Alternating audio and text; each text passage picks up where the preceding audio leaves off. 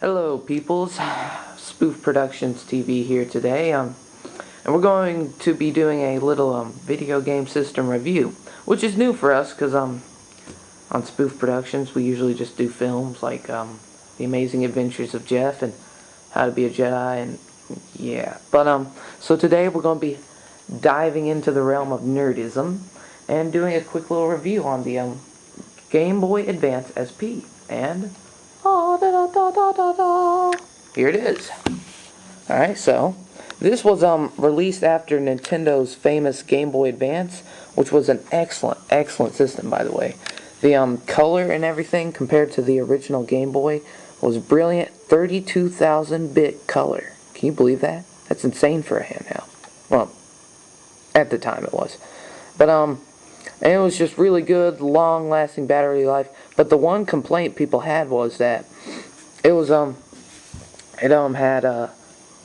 didn't have a backlit screen. So when you're playing it, you know, unless you're in an absolutely well-lit room, you'd be like, "Ugh, I can't play. No." But so in a couple years later, they decided to release a new system with a backlit screen, the Game Boy Advance SP, you know, and this, as you can tell, is much sleeker, much more pocket designed. I mean, it folds out, folds in. It's very just, and it fits really well in your pocket, actually, whether you believe it or not.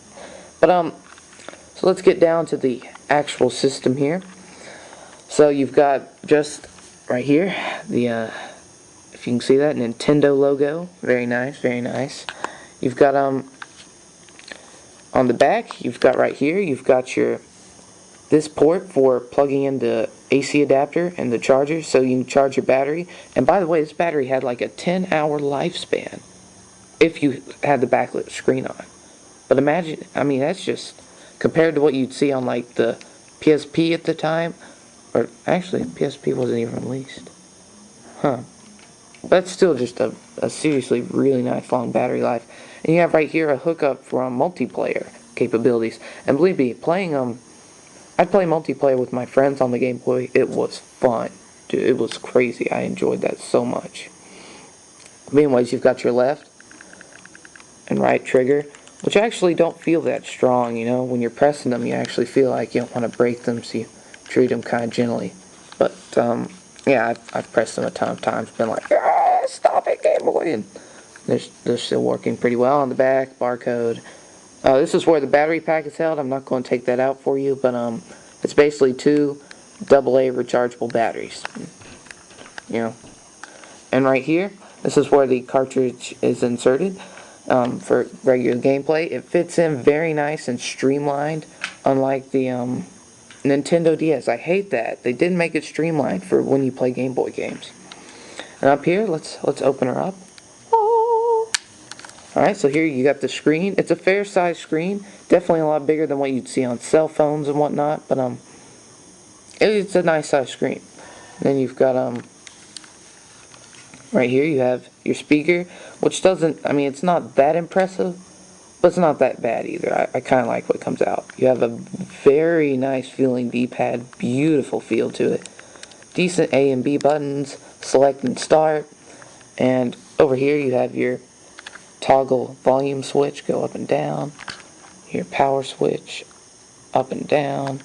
And this right here, this little button, is to turn on and off the backlit screen.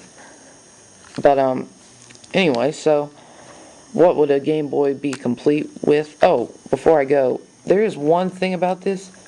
It doesn't feel that like impressive in your hands. Like, it feels decent, but like you really sort of have to make your hands fit to it because it's, you know, a square body. I mean, it feels okay, but it's not what you've come to feel. Like most Nintendo systems I've played on, all the controllers and everything just feel really great in your hand, but this, not so much. Anyways, what would a system be complete with without games? So let's bring in a game, the first game, Super Mario Bros. 3. Alright, so this was a classic game from the Super Nintendo, I believe, and there are a lot of classic games from the Super Nintendo and other systems that were put on the Game Boy, and they were great. I mean, just playing on them on the Game Boy was just about as much fun as playing them on a TV, if not more, because you could take them on the road. Yeah. But so yeah, this was a one heck of a Mario 2D platformer. I love this game. Still play it to this day. You know, beat the game, start a new file, beat the game. Another game, let's try Zelda and the Minish Cap. This was, I think, the first Game Boy exclusive Zelda game they had. It was an excellent game. I really liked it. It had everything you needed in a Zelda game. The graphics were improved. Just everything about it was really a whole lot of fun. The boss fights were excellent. It was a great game. It really was. And then finally, this is just the game I got for like a while back. It wasn't that great actually, but it's called Star Wars: Flight of the Falcon. You basically fly in the Falcon and you shoot down all this stuff, and it's actually sort of 3D, but not really.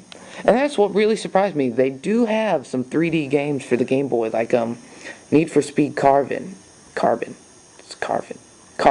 They have Need for Speed Carbon for the Game Boy, which is 3D. But yeah, so yeah. But now I'm going to demo some of you these games and then give you my final thoughts on the system. Nobody cares. Okay, so here you are, the start screen. As you can tell, very vivid colors, very nice graphics-wise for the size. The one thing that kind of disappoints me is the sound. I mean, just listen to that for a couple seconds.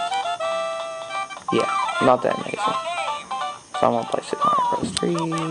Yeah. If I want, sure. Mario and Luigi. I love Luigi. No, just kidding. But so here we go. Where are we? Sure, World 1. And yeah. So here I am. As you can tell, graphics still very nice. I mean, everything. The feel of it when you play is excellent. I mean, you run around.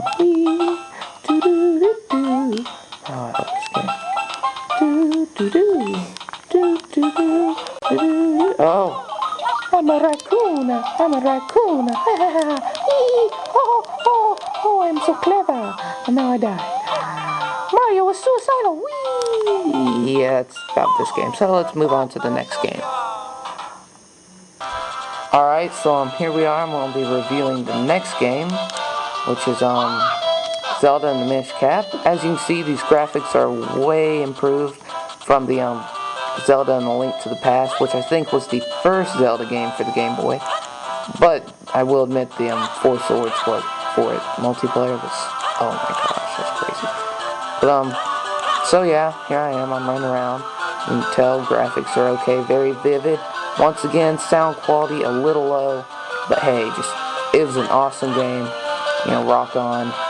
Let me do a little sword trick. Ooh, charge up my little energy bar and unleash my fury. Okay. Alright, my finishing thoughts on the Game Boy Advance SP. First off, an excellent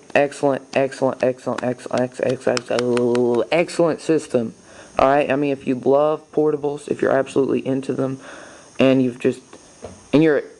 if you're just any type of person, I mean, just anybody could just fall in love with this system. It's just everything about it, just to its sleek, small design, I mean, and just fits right in your pocket, on the go type stuff, you know, backlit screen. I mean, just some of the greatest portable handheld games of all time were on this system. I mean, there's just nothing you really can't love about the Game Boy Advance SP. I mean, Super Mario Kart, Mario vs. Donkey Kong, Yoshi's Island, Zelda and the Minish Cap. I mean, I could go on and on. It's just, this system was, back then, this was probably easily the only portable on the market worth getting. It was just that good. But, yeah, that's about all I have to say. Thank you for watching. Hope you somewhat enjoyed and I didn't bore you to death and didn't kill you. But, yeah, thanks for watching and, go out and buy a Game Boy Advance SP. Not really, but yeah.